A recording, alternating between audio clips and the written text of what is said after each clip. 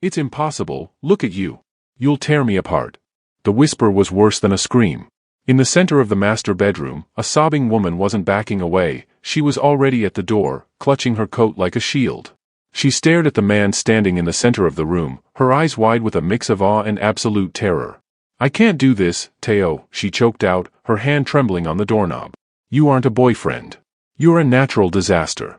The door didn't slam, it clicked shut with a finality that echoed like a gunshot. Quan Teo didn't chase her. He didn't yell. He simply turned to the full-length mirror. He saw the scars, the muscle, the sheer inhuman scale of his own frame. The golem, he whispered to his reflection. A giant made of clay, brought to life only to destroy. He pulled back a fist, the size of a sledgehammer, and drove it into the glass. The mirror shattered into 1,000 jagged pieces, distorting his reflection just as much as he felt distorted inside. He wasn't made for softness. He was made for war. Have you ever felt like you were too much for the world to handle? Before we see how the golem finds his peace, hit that subscribe button if you love a story where the beast finally gets the beauty. 3 months of silence followed. The penthouse in Gangnam wasn't just dirty, it was a fortress of solitude. Teo sat on the leather sofa in the dark, staring at the city skyline he ruled but couldn't enjoy. He was waiting for the world to forget him. But the silence was broken by the sound of humming.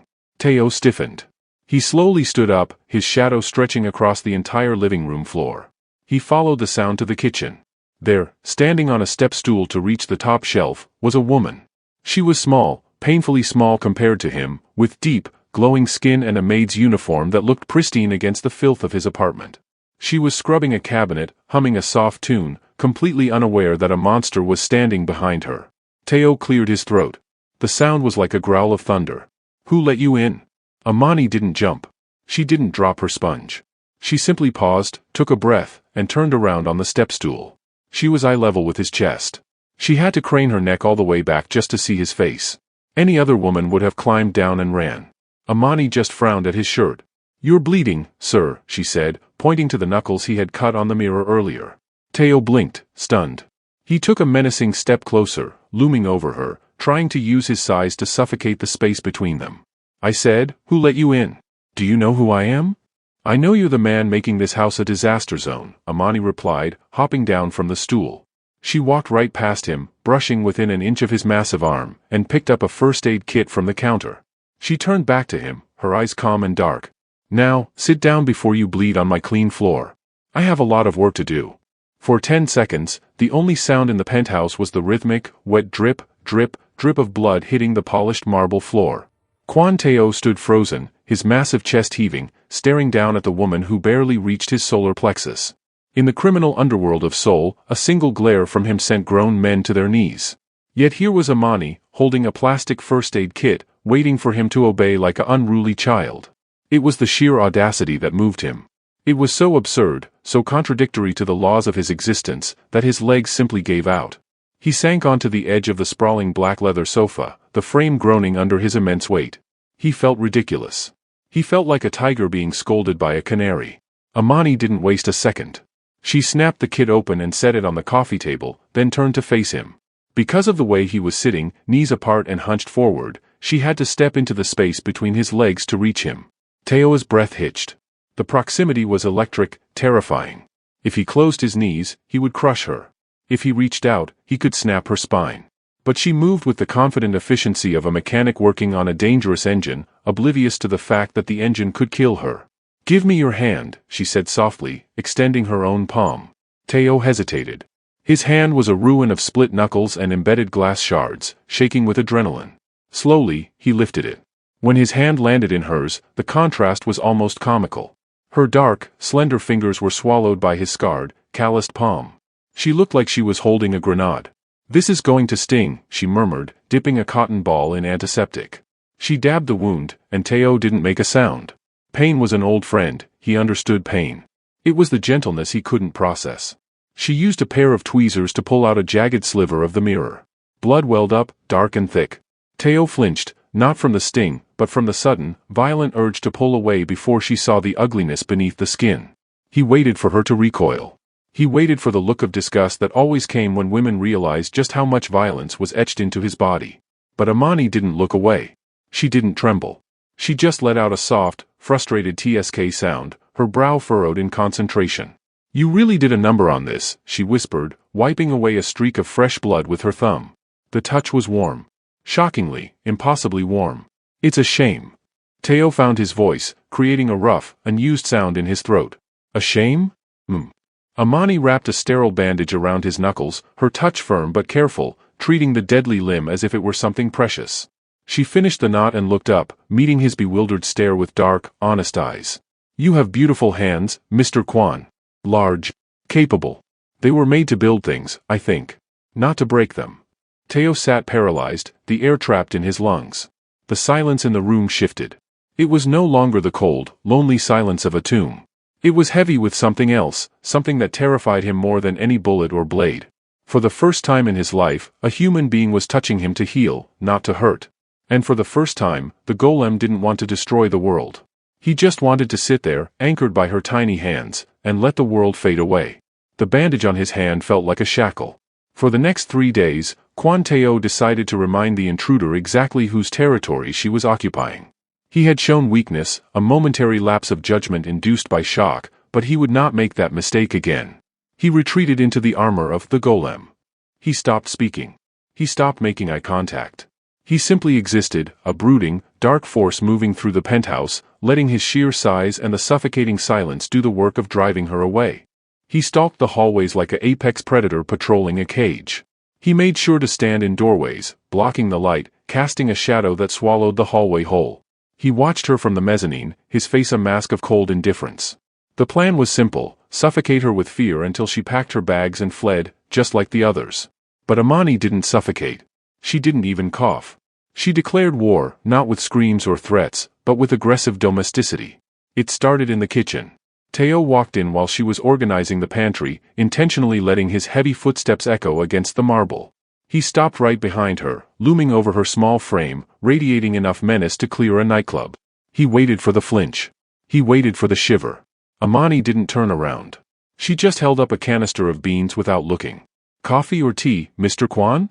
I noticed you didn't touch the espresso machine yesterday, so I assumed you're a tea drinker. I bought Earl Grey." Teo stared at the back of her head, his jaw tightening. He didn't answer. He just glared, letting the silence stretch until it was uncomfortable. "Right," she chirped, placing the canister on the counter. "Tea it is. I'll have a pot ready in 10 minutes. She wasn't fighting his silence, she was filling it. She hummed constantly. It wasn't a nervous habit, it was a soft, rhythmic tune that drifted through his cold, sterile rooms, warming the air against his will. It bounced off the glass walls and settled into the leather furniture. The penthouse, which he had curated to be a fortress of solitude, was suddenly alive. The final straw came when she was dusting the library. Teo was sitting in his armchair, reading a file he hadn't turned the page of in 20 minutes, watching her struggle. She was on her tiptoes, stretching to reach the top shelf of the mahogany bookcase, her fingertips barely grazing the wood. Teo stood up. This was it. He moved silently across the rug, coming to a stop directly behind her. He stood so close that the heat of his body must have felt like a furnace against her back. He leaned over, his shadow engulfing her completely, trapping her between his massive chest and the bookshelf. Amani froze. Good, he thought. Finally. Fear. She turned her head slightly, looking up over her shoulder. Her eyes met his chin. "Oh, perfect timing," she said, wiping a smudge of dust from her cheek. "Since you're already looming, could you grab that vase on the top shelf? It needs polishing, and I'm not climbing a ladder in this skirt." Teo blinked. The menace drained out of him, replaced by a dull, throbbing confusion. She wasn't afraid of the monster, she was just using the monster as a stepladder. Defeated, Teo reached up. His arm extended easily past her head, grasping the heavy crystal vase with one hand. He brought it down and set it on the table with a heavy thud. "Thank you, sir," Amani hummed, turning back to her work without missing a beat. Teo retreated to his bedroom, closing the door with a click. He looked at his bandaged hand, then at the door where the humming was still audible. He realized, with a sinking feeling in his gut, that he wasn't haunting her. He was just her roommate. And for some terrifying reason, he didn't hate it. The morning sun struggled to pierce the heavy velvet curtains of the master bedroom, leaving the room in a state of perpetual twilight. Kwan Teo stood before the mirror, a new one, replaced within hours of the incident, attempting to assemble his armor. The charcoal three-piece suit was tailored to within a millimeter of his life, designed to turn his monstrous frame into something respectable, something commanding. But the armor had a chink. His right hand, still wrapped in the white gauze Amani had applied days ago, was clumsy. The thick bandage made his fingers stiff, turning a simple task into a test of patience he was rapidly failing. The silver silk tie slipped through his fingers for the third time, the knot collapsing into a shapeless mess. Teo let out a low, vibrating growl. He glared at his own reflection, the frustration boiling over into that familiar, dark rage. He wasn't a CEO, he was a blunt instrument wrapped in silk. He seized the tie, ready to rip it from his neck and go to the meeting with his collar open, looking exactly like the thug everyone whispered he was. Stop. The word was soft, but it cut through his anger like a knife through water. Teo froze, his hands still gripping the ruined silk. He hadn't heard her enter. Amani was standing just inside the walk-in closet, a basket of fresh laundry on her hip. She set the basket down and walked toward him. She didn't ask for permission. She didn't hesitate.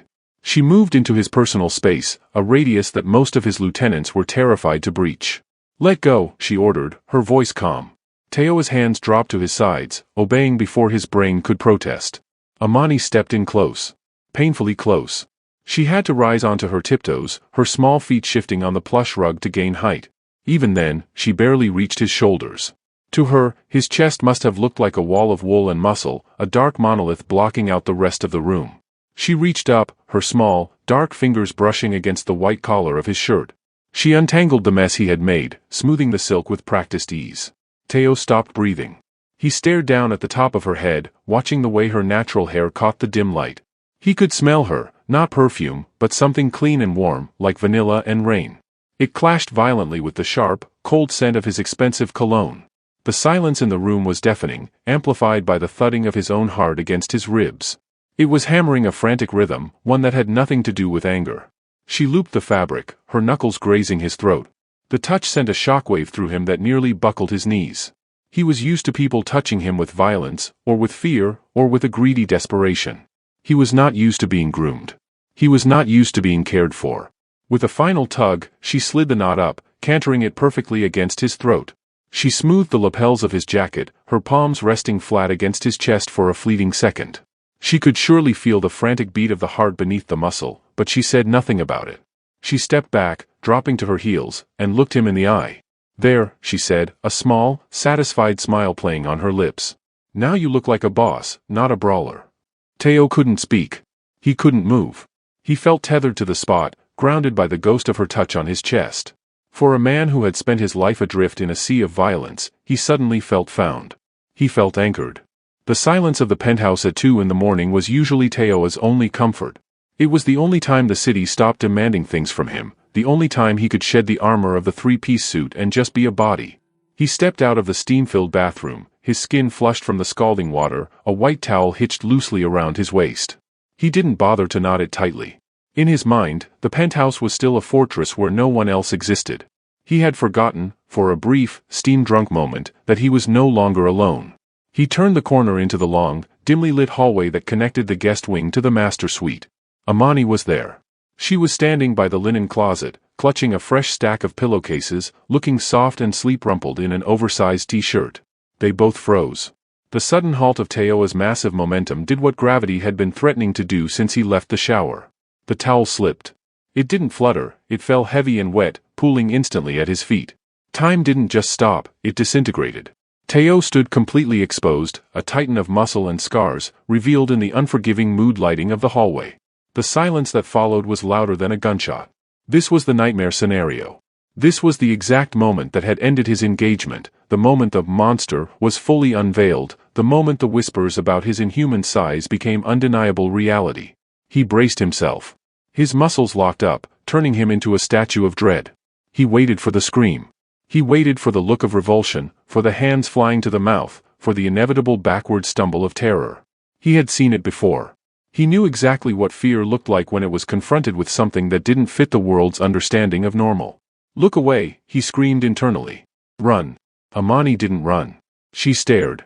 Her eyes, wide and dark, traveled down the length of his torso, tracing the violent map of scars on his chest, the ridges of his abdomen, and lower, to the reality that had made other women call him a freak of nature. But she didn't gasp. She didn't turn pale. Instead, Teo watched, stunned, as a deep, unmistakable flush rose from her neck to her cheeks, darkening her skin even in the shadows. Her lips parted, But no scream came out, only a sharp, ragged intake of breath. Her eyes didn't hold the cold, sharp glint of terror, they held the heavy, humid weight of shock and heat. She wasn't looking at a monster. She was looking at a man. The realization hit Teo harder than a physical blow. The air in the hallway suddenly felt thick, charged with a voltage that scorched his skin. "Oh my God," Amani breathed, the words tumbling out in a rush of panicked embarrassment, not fear.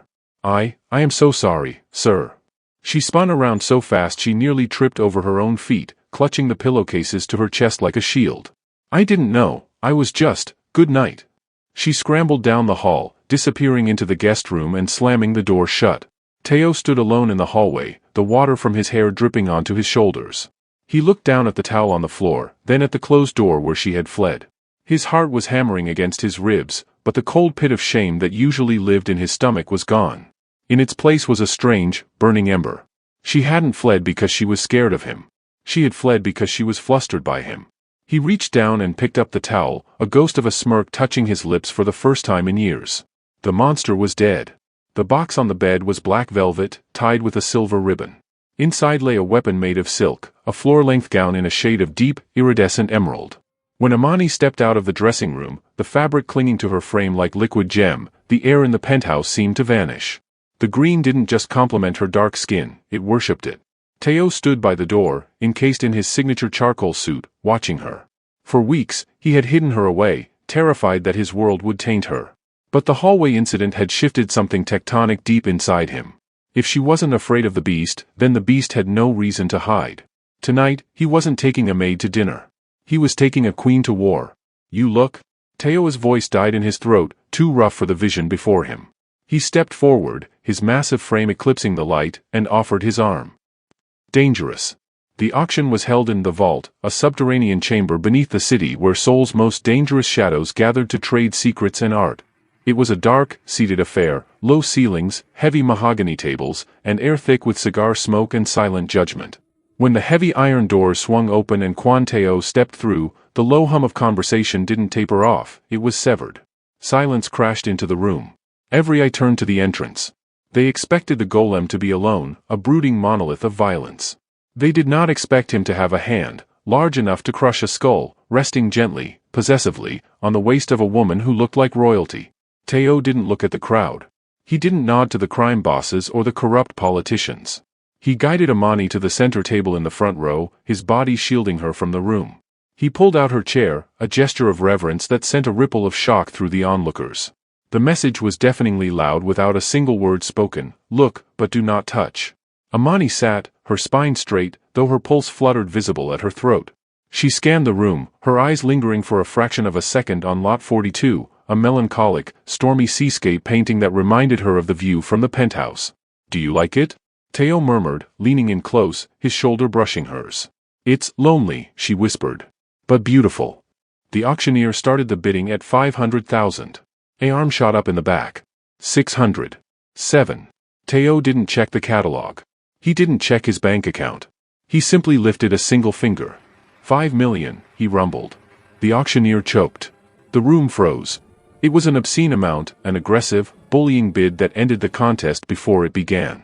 Teo wasn't buying art, he was buying a smile from the woman next to him. He slowly turned his head, scanning the room with a cold, dead-eyed glare, daring anyone to raise a paddle against him. No one moved. The golem has officially claimed her. If you are loving this power move, drop a fire emoji in the comments right now. Teo turned back to Amani, whose eyes were wide with shock. He rested his hand over hers on the table, his thumb sweeping over her knuckles. He didn't care about the painting. He cared that for the first time in his life, the whispers behind his back weren't about his size or his cruelty. They were about her. And he would burn the city down to keep it that way. High above the auction floor, obscured by the heavy velvet drapes of a private viewing box, Director Han watched the scene unfold with the cold, detached interest of a scientist studying a new bacteria. He swirled the amber liquid in his glass, his eyes fixed not on the painting that had just sold for $5 million, but on the hand resting on the woman's waist. Han knew Kwan Teo. He knew the golem. He had watched Teo dismantle syndicates and break bones with the indifference of a machine. The golem did not have attachments. He did not have soft spots. He was a fortress of scar tissue and violence. But tonight, the fortress had lowered the drawbridge. Han watched as Teo leaned down. The movement was slight, almost imperceptible to the untrained eye, but to Han, it screamed louder than a siren. Teo lowered his massive head to catch a whisper from the small woman beside him. His eyes, usually dead and flat, crinkled at the corners. He wasn't just guarding her, he was orbiting her. Han smiled, a thin, bloodless expression that didn't reach his eyes. So, he whispered to the empty room, the monster went and found himself a heart. He didn't signal his men to attack. A brawl in the vault was messy and expensive. Besides, attacking the golem when he was alert was suicide. But attacking the heart? That was simply surgery. Han set his glass down, adjusted his cufflinks, and slipped out the back exit into the night. He had seen enough. The unkillable man finally had a mortal wound waiting to be opened. The next morning, the sun flooded the penthouse with a cruel, deceptive brightness. The tension of the auction seemed a lifetime away. Amani was humming again, a vibrant, happy sound that bounced off the stainless steel appliances in the kitchen. She was chopping vegetables with a rhythmic thud-thud-thud, her emerald dress replaced by jeans and a sweater. Teo sat at the island, watching her over the rim of his coffee mug. He felt light, untethered. The painting was being delivered later, but he didn't care about the canvas. He cared about the fact that she was still here, humming in his kitchen. It needs palo masala, Amani declared, frowning at a pot of simmering broth. And real cardamom. Not this dust you have in the jar. Teo set his mug down. I can send a driver. To the open market in Iriwan? Amani laughed, wiping her hands on a towel. He wouldn't know what to look for. He'd come back with curry powder and I'd have to fire him. No, I'll go. I promised to make you a proper Kenyan stew to celebrate, and I don't break promises. Teo opened his mouth to argue, to tell her that she shouldn't leave his sight, that the city was dangerous. But the morning sun was so bright, and the domestic peace was so intoxicating, that his paranoia felt heavy and misplaced. He wanted to be normal. He wanted to be a man whose girlfriend just ran a simple errand. Take the black card, was all he said, his voice rumbled with a reluctant softness. Amani grinned, grabbed her purse, and leaned over the counter to press a quick, feather-like kiss to his cheek. I'll be back before the broth boils down. Don't touch anything. She walked to the door, her sneakers squeaking softly on the marble. Teo watched her go, a strange, sudden tightness gripping his chest. He almost called out her name. He almost told her to wait. See you soon, golem, she teased, closing the heavy oak door behind her. The lock clicked shut. Teo sat in the silence, listening to the broth bubble, waiting for the sound of the elevator. He didn't know it yet, but that click was the last sound of peace he would hear for a very long time. The broth would boil away, the sun would set, and the door would not open again. The smell hit him first. It wasn't the rich, warm aroma of cardamom and cloves he had been promised. It was the acrid, bitter scent of something burning. Kwan Teo stood in the center of the kitchen, the silence pressing against his eardrums like deep water. The pot on the stove had boiled dry hours ago, the bottom scorched black, a ruined monument to a lunch that never happened. The silence wasn't the peaceful quiet of the morning, it was heavy, suffocating, and wrong. It was the silence of a grave. Amani? His voice cracked, a rare sound of vulnerability that died instantly in the empty air. There was no humming. No squeak of sneakers. No teasing laugh calling him golem. He walked further into the room, his heart beginning a slow, heavy thud against his ribs, a war drum signaling disaster. His boot crunched on something near the refrigerator. He looked down. It was her phone. The screen was shattered, a spiderweb of cracks over the glass. But the device was still on, pulsating with a single notification. Teo knelt, his massive hand trembling as he picked it up. He didn't need a passcode, the message was displayed on the lock screen. It was a photo. Amani was tied to a metal chair in a dimly lit warehouse. Her head was bowed, her beautiful natural hair messy, a bruise blossoming purple on her cheekbone. The world tilted. A cold, sharp spear of panic pierced Teo's chest, breathless and agonizing. It wasn't the hot flash of anger he was used to, this was ice. It was the terrified realization that the one thing tethering him to humanity had been ripped away. He didn't roar. He didn't smash the counters. He went deadly, terrifyingly still. The elevator chimed. 3 of his lieutenants rushed in, their faces pale. They had tracked the phone's signal loss. They saw the burnt pot, the shattered glass, and the monster kneeling on the floor. Sir, the head of security stammered, holding an assault rifle against his chest. We've traced the origin of the message. It's a dockside warehouse in District 9. Director Han's territory. We have a tactical team on standby. We can breach in 20 minutes. We'll retrieve the asset. Teo slowly stood up. He loomed over them, his eyes hollowed out, void of any light that Amani had put there. He looked at the man who had called her an asset. "Stand down," Teo whispered. The sound was worse than a scream. "But sir, it's a trap. Han wants you to come. We need a strategy. We can't risk." "Strategy?" Teo let out a dry, humorless laugh. He reached up and unbuttoned his suit jacket, the expensive, tailored armor he wore to pretend he was a civilized CEO. He let it drop to the floor, uncaring. Then, he began to unbutton his cuffs. "You think this is business," Teo said, his voice dropping an octave as he rolled up his white sleeves. The fabric folded back to reveal the dark, intricate ink of dragons and demons that twisted up his forearms, the marks of the golem. "You think they stole money. You think they stole leverage." He finished rolling his sleeves, his forearms corded with veins and lethal intent. He looked at his reflection in the dark window. The monster was back, but this time, the monster had a purpose. "They didn't take an asset," Teo growled, turning to the door, his hands balling into fists that could shatter concrete. "They took my heart. I will go alone." The rain had turned into a deluge, hammering against the corrugated metal roof of the warehouse in District 9. Inside, 20 armed men stood guard, their nerves frayed by the storm. Outside, there was no tactical team. No sirens. Just the rhythmic, heavy sound of footsteps splashing through deep puddles, getting louder, getting closer. The front doors didn't open, they exploded inward. Twisted metal groaned and shrieked as Quan Teo kicked the locking mechanism with enough force to tear the steel frame from the concrete. He stepped into the dim light, water streaming off his white dress shirt, his hands empty at his sides. "He's unarmed," one of the guards shouted, raising a crowbar. "Get him." It was the last mistake he ever made. Teo didn't fight, he demolished. He moved with a terrifying speed that belied his size, a blur of kinetic energy that slammed into the first line of defense. The guard with the crowbar swung. Teo didn't block, he caught the weapon mid-swing, snapped the man's wrist with a sickening crack, and hurled him bodily into a stack of wooden crates 10 feet away. The crates shattered on impact. Bullets began to fly. A shot grazed Teo's shoulder, tearing through the fine cotton of his shirt and biting into flesh. He didn't even blink. He was the golem, clay brought to life for a single purpose. Pain was irrelevant. He closed the distance to the gunman, grabbing the barrel of the rifle and jerking it upward so violently the man was lifted off his feet. A single punch to the chest collapsed the guard's ribcage like wet cardboard. He was a hurricane of violence. He tore through the warehouse, absorbing blows that would have felled a normal man. A pipe struck his back, he spun and backhanded the attacker into a concrete pillar. He was methodical, silent, and absolutely terrifying. He wasn't avoiding damage, he was trading it, accepting bruises and cuts as the price of admission to reach the only thing that mattered. He reached the heavy steel door at the back of the facility. He didn't bother with the handle. He rammed his shoulder into it, the metal buckling under the force of his rage, and stumbled into the office. Director Han stood behind a desk, his face pale but his smile twisted into a mask of arrogant triumph. He had one arm wrapped around Amani's neck, a serrated hunting knife pressed dangerously close to her jugular. Amani was crying, her lips split, but her eyes locked onto Teo's. "Stop!" Han screamed, his voice cracking.